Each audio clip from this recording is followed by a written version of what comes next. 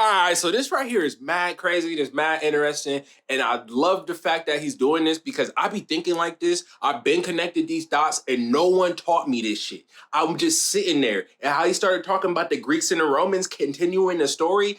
After reading the Bible and reading about Enoch, I just kind of put the lines together and said, so that's where these Roman and Greek gods came from, and goddesses and these demigods came from. So just peep game and listen to this real quick. It's crazy.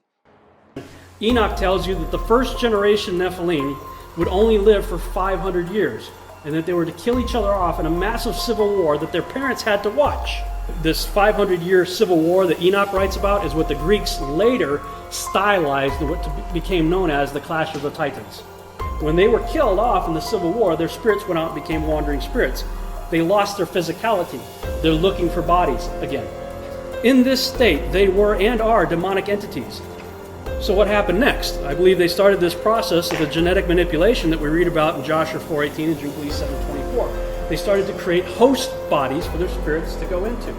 And those animal-human chimera may have been similar in characteristics to their fathers.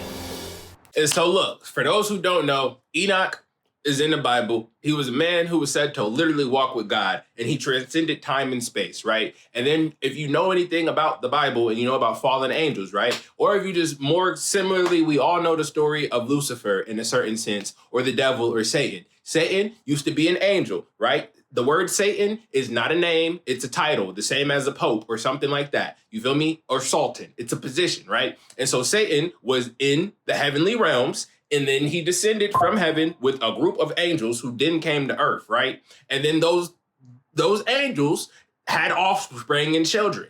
And for my head, I said, bet. Those are the demigods that we speak about when we talk about Roman and Greek gods. You feel me? It just made sense. And he just kind of tied it all together. And with the aspect that they came from heavenly realms, we all know about different dimensions. So if you take an object from one dimension and bring it here, it's not going to be the same. And with the fact that they left the heavenly realms, the realms that God occupies, and he occupies them for eternity, they got kicked out of having an eternity. So their spirit, their energy was never created or destroyed. You feel me? Energy can't be created or destroyed by us, right? So they had nowhere to go. Their spirit, their soul had nowhere else to go because they were denied entry to heaven after they decided they wanted to leave. But they also don't have bodies anymore. And that's why what he's saying just makes so much fucking sense. I hope you can get it. If not, just do a little bit more research. Look up Enoch, look up the sons of God, look up the fallen angels, all of this shit, and it all just connects.